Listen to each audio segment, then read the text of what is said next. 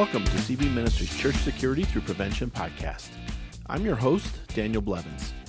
This podcast is a continuation in the series about mistakes made, lessons learned, and anything else that might be helpful for you. I would encourage other security leaders to think about situations that you have learned from.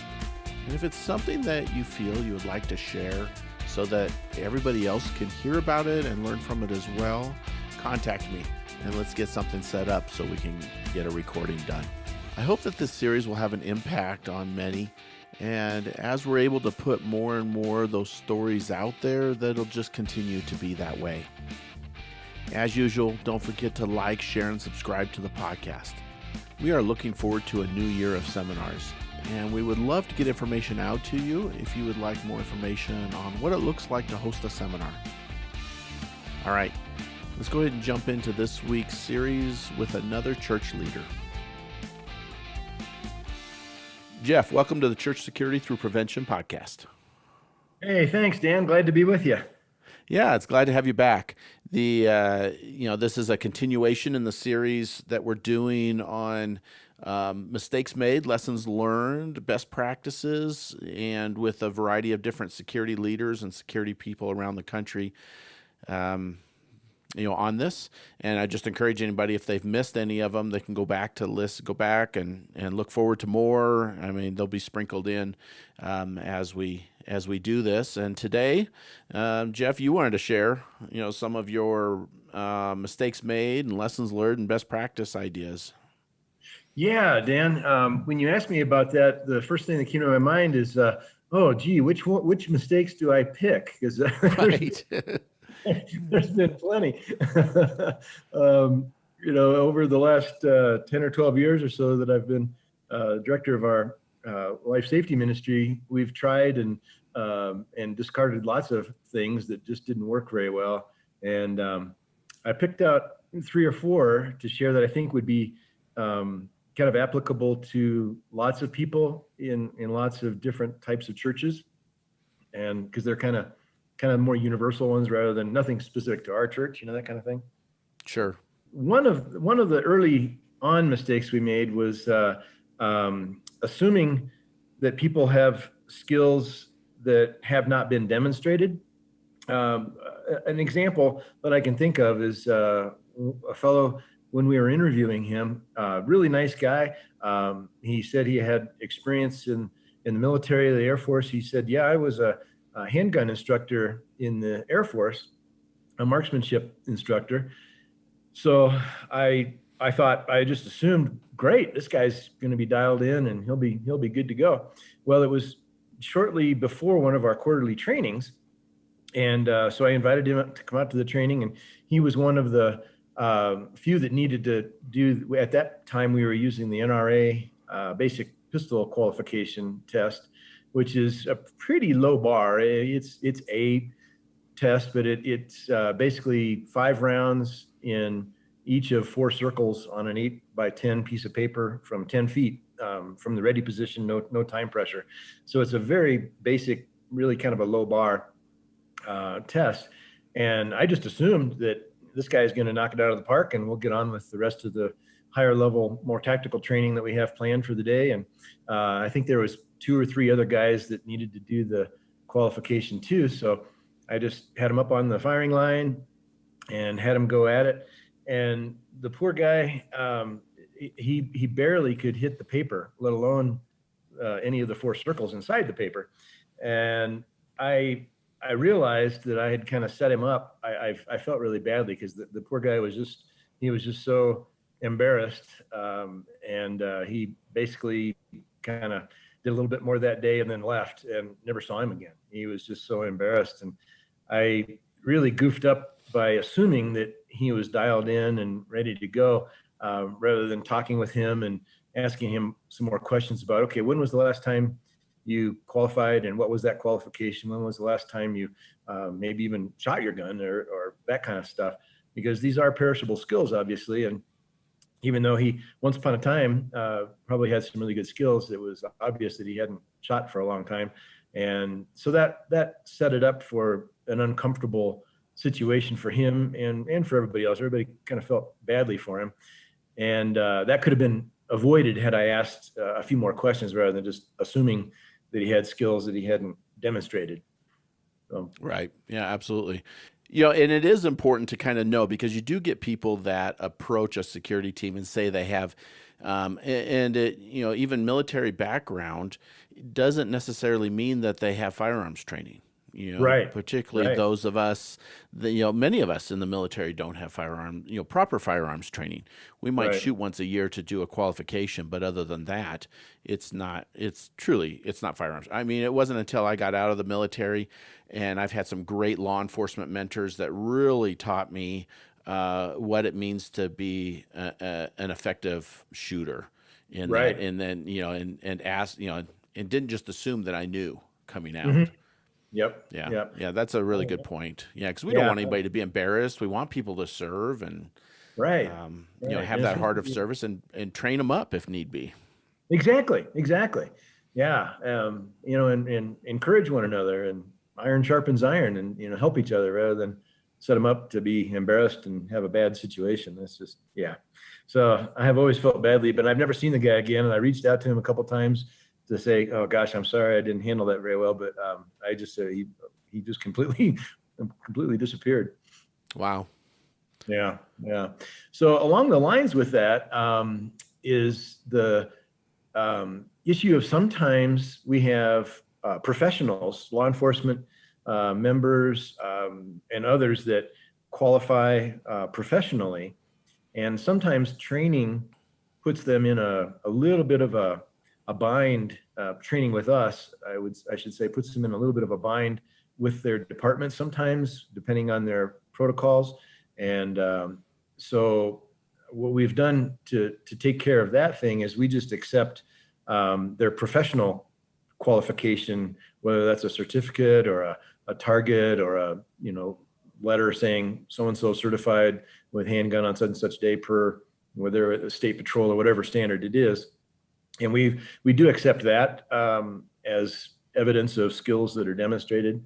But otherwise, we've moved to everybody needs to be prepared to go through and coached through our qualification, which kind of gets me to our fundamentals class that we developed. Another mistake that I made early on was we spent a lot of time out at the range needing to train and work on people's fundamentals, getting out of the holster from concealment, proper sight picture sight alignment, trigger control, managing your magazines, just all the basics that are necessary in order to move to any kind of higher level tactical training, like moving behind cover, shooting from various positions, under and around vehicles, et cetera, et cetera.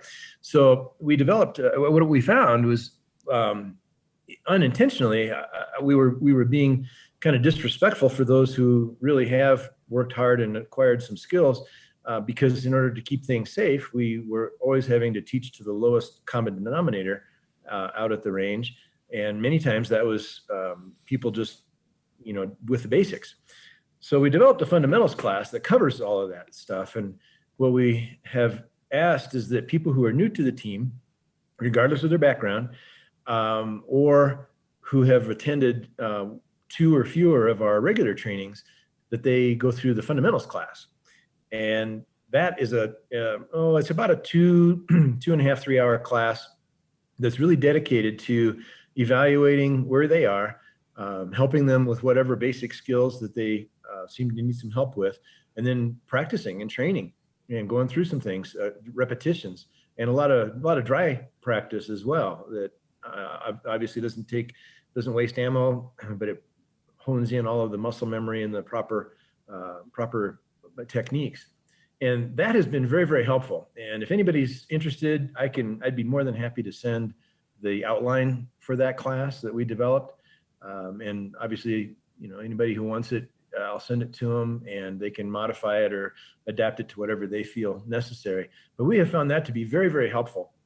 And what that allows us to do is when we get out to our quarterly trainings, and others too, is we can immediately jump into higher level stuff, whether it's moving and shooting, or dragging a simulated person away while you're engaging targets, moving them to cover, under vehicles, inside of vehicles, all that kind of stuff, because everybody's dialed in kind of at the same level, and it's safe because everybody knows what they're doing, and we're not dealing with just basic stuff out there then. Yeah, and that's something that, and you and I have talked about this before. I really love that idea, and it so much so that we added it to our seminar this last year. I do a 3 hour. We don't call it fundamentals, but essentially it's the same thing. I call it Firearm Essentials. Because to me it's the essentials that you need before you go spending money on ammo and everything else. It's things that you can do in your own home to generate that muscle memory skill. So that you aren't wasting the other people's time when you hit the range, because you want everybody on that same page, or at least moving up into that same page. I don't know how many times I've gone and we've had our security training, and we use a tactical bay, and over the years, and we've gotten better on this, but over the years we get the new people coming into the armed component of our team, and we're having to really back the guys that have been around for a while up, or they're standing around, or whatever the case is. It's just not effective use of training time, of volunteer training time. And the people that have, and I'm sure you've seen it at your church, and the people that we've seen do it at our seminars, that sign up to do it at our seminars, they absolutely love it. They're like, this is great. This is stuff I wish we would have had, back when I first got my gun, kind of thing. That just isn't taught. Yeah, that's a great point, Dan. And I think that really fills a need. And it's like you said, it makes better use of the precious range time that we have. And it's more respectful of people's volunteering to get out there and do this. They're not just standing around while somebody fiddles with a holster they haven't used before, that kind of stuff. Right. Yeah. And going through the different reloads and clearing malfunctions and all of that stuff that, you can set up and practice at home without hitting the range and then doing it for the first time. Absolutely. Yeah. I'm an absolute huge fan of dry practice at home. I always try to encourage people to do that properly, of course, and safely, but to do it, repetition just builds that muscle memory. And if they do it properly, it really pays off. And I can always see out at the range leaps and bounds of improvement when people have really dedicated themselves to doing dry practice at home and working on the skills that the range showed them that they need to work on. But then the next time they're out there, they're dialed in and they're doing great. And that's really encouraging. Yeah, my daughter just got a new holster yesterday for her gun, and she was wearing it around her house, and she's a new gun owner. She's been around. She knows how to shoot, and so this is new for her. And we're actually going to be out there for a couple weeks, and I'll be able to work with her. But she wanted to even just FaceTime last night, like, okay, Dad, help me out here with this, so that she could, walk around the house and draw, practice her draw stroke and different things before we even get there. Yeah, because she knows the value in that, in being prepared and not just assuming that she has the skills. We just want to take a quick break here to let you know how to contact us and where to find out more about our national seminar. I see communities that may know why church security is important, but they may not be doing anything about it or don't know how to do it well. Our national seminars are for ushers, greeters, children's workers, staff, volunteers, your security teams, and other ministries in your community. We say that this is a level 1 training that is designed to help equip you to serve well in your various ministries while maintaining a safe place for people to come. Getting churches on the same or similar page when it comes to security will only make the community safer as well. The easiest way to find out more information or to contact us is to go to cv-ministries.com. There you'll find a variety of training DVDs and books, with more being developed all the time. There's also a place at the bottom of the page where you can sign up for our monthly newsletter and to be able to get more information. We would love your feedback on topics or guests that you would like to hear on future podcasts. Okay, now that we have that out of the way, let's get back to the podcast. Right. And that leads me to another point. I guess I wouldn't necessarily call it a mistake, but it was something that I think as I was leading, I think I spent more time in this chapter than I should have. And that is, there's a difference between somebody being able to shoot a firearm and effectively stop a threat with a firearm. And there's kind of the difference between seeing and reading, if you will. And just because somebody can poke 5 holes in 4 circles in a piece of paper doesn't mean they know automatically how to use a firearm as a tool to stop aggression. Right. And that led me to standards of we had to have some sort of a standard of qualification. And we used the NRA test. I'm an NRA instructor, so I could officially sign off on it and that kind of thing. But it's a pretty low bar. And my goal initially was I train out at Frontsight Firearms Training Institute out in Nevada. And the skills test for their 4-day defensive handgun course, it far exceeds a lot of what professionals are expected to do. And it's a great test. It's challenging, and to do well on that test requires some pretty good practice as well as training and dedication. And it's a great test. It exceeds what the FBI asks, and et cetera, et cetera. The problem is that it takes a lot of training and a lot of time to get to that level. And quite frankly, that may not be what is necessary to do what we do as church security operators. So I was in a kind of a dilemma for a long time, and we just kind of by default stayed with the NRA test because it's achievable, and at least is a standard that, when we're called, onto the witness stand to talk about what do we do for qualification, well, it's a recognized standard, nationally recognized standard, et cetera. And even that even exceeds, because of the frequency we requalify, exceeds what is required to get your concealed carry permit. So, it had some validity and like that. But in the back of my mind, I'm going, dang, that just doesn't, that's different than testing some really good skills. And then I stumbled upon, or somebody gave it to me, I can't remember.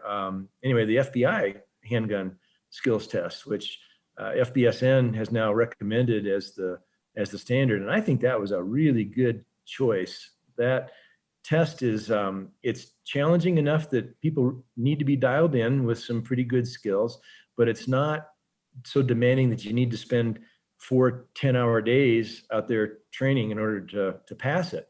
And so we've been using that. We were transitioning to the FBI test as of 2021. And at our last training, it was actually a week ago tomorrow, we had several people who passed and did fine with it right off the bat. Others found they needed to train on a few things. Maybe it's one-handed shooting. Many of them obviously hadn't shot very much, at least support hand one-handed shooting.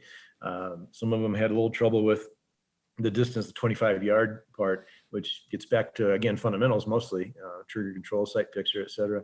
So anyway, they walked away knowing, hey, this is what I want to try practice. This is what I need to hone in on in order to do better. So I think the FBI test really hits the sweet spot in terms of it's challenging enough to make people work for it, but it's attainable, which is obviously some of the characteristics of a good goal.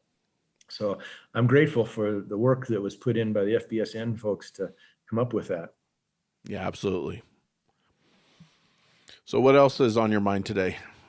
Well, the only other thing that I think I would like to mention in terms of a mistake, and I would classify it as a mistake, at least for us, was we experimented rather than a more traditional hierarchical organizational structure. We experimented with having a council and each of our team leads was a member of the council, and things were discussed and voted on and that kind of stuff. And that became quickly such a bogged down mess. And it became a source of friction. It became a source of discord. And it was very time consuming. to deal with minutia with a group and batting around this, that, and the other thing that just ad nauseum was just, it just didn't work. So we went back to a traditional, more hierarchical organizational structure for our life safety ministry. And we have input from team leads. We seek input from team leads, but it really works much more effectively, and people just kind of get in line and do what they need to do, and it's much more efficient doing it with a more traditional hierarchical structure. So for us anyway, now in some churches that might work great.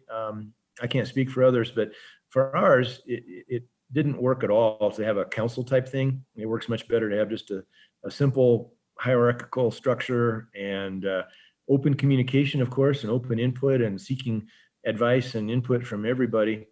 But really having decisions made in a more streamlined manner seems to work better for us. Yeah, and you're not the only one to say that. I've talked to other security leaders that have tried that council type approach to it, and without a firm decision maker, they found that it just can't really happen. I did a podcast recently with somebody along those lines, and I even said, you don't want people to get offended if their idea doesn't go through, and or feel like they're not being listened to, or whatever the case is, because they're so passionate about it that they're not flexible enough to make a change or to lean one way or the other. And I said it happens everywhere. Fortunately, like even the FBSN board, we might all disagree, but yet we're going to come together on a solution regardless. Right. And as brothers and sisters in Christ, that's ultimately, and we just we recognize, there is a president of the board for a reason. There is a security director for a reason. It does, and you getting input and from your squad leaders is huge too, because you can't do it alone, and you don't see everything or know everything. Absolutely. No, absolutely. And that's another good point. I think it's important for a leader to not take on more burden than is reasonable for a lot of reasons, that wears you down, burns you out. And I'm a big fan of the saying that none of us is as smart as all of us. And I routinely ask people for their input, regardless of where they are in the organization. Say, what do you think? What are some things that you think we could do better? How does this work? That kind of thing. And having that open lines of communication with a more centralized, like you said, decision-making authority really seems to hit the sweet spot, at least for us. You put a lot of time and effort into your team, and it does take that to get it to where it isn't just a group of individuals that are and I say it all the time, but like what Colonel Grossman says, you're in a situation, you're not going to rise to the occasion, you're going to sink to the level of your training. Absolutely. So what are you doing personally as an individual to train? What are you doing as a team to train? And you've done really well to balance all of that in a lot of different areas. You asked me, before you did your training last week, hey, do you have some scenarios that we can use? We're just kind of doing a tabletop, with all the COVID stuff going on. We're just going to do a tabletop type training with it, which is great, because then it gets that thought process going too, and to where they're going to get those juices going in their brain, even to say, okay, the what ifs. What if this were to happen, or how can we deal with this? And you said you used one that's my favorite, and it's a domestic issue one that can go 3 or 4 different directions in that training on it, just to get them thinking about it. So training, it can come in a lot of different forms and ways, and just because churches aren't meeting or aren't fully meeting or whatever the case is, doesn't mean that training has to stop. It just means it needs to be a little more creative. Yeah, absolutely. And that's on my list of 50 things that I hope outlive the pandemic, is thinking outside of the typical box that we've worked within. And part of that is I want to hang on to, and maybe there's a space in FBSN for people to compile scenarios that people could draw from and use as templates to develop their own, because I think the tabletop exercises are really valuable. The in-person scenario training is awesome, but there might be times when weather, for example, interferes, or maybe the scheduling just didn't work out. Busy times of the year under traditional circumstances means that the church is really busy all the time, and sometimes it just may not be possible for somebody to do a scenario and reserve the whole building or something like that. We'll pull out a tabletop exercise and everybody do that. Yeah, because like you said, it gets the mental juices flowing there, and I think that's a really critical part of any kind of training. Yeah, in our seminar we have we use scenarios for the hands-on portion in a couple different ways, and there's been instances where we haven't been able to do it like we would normally do it, and we've even changed how we used to do the seminars so that they're more efficient and give people more time, hands-on time. But regardless, as a leader, as a trainer, you just gotta be creative in that and look at it differently, to where we've walked into a situation that wasn't going to be the way we normally do it. It's like, okay, let's try this. Let's do it this way. It might not be hands-on, but we'll do it as a group and we'll all talk through it, in that fashion. And it can be just as valuable, just as, even if my partner and I role play some of it, and then just have a discussion. So what did you see? What could you have done? What could have been done differently, and so on. And that, it really gets people to think about things that they otherwise just wouldn't have considered. Mm-hmm. That's a great point, Dan. And that kind of brings to mind another thing, the old paralysis by analysis problem. Right. It doesn't have to be perfect. It's never going to be perfect. And as a leader, sometimes I find myself having to just kind of back up and go, okay, look, let's just go with this. I could spend, 10 more hours preparing this thing for just possibly a minute amount of improvement. So let's just go with it and see where God takes it, because, God's in charge anyway.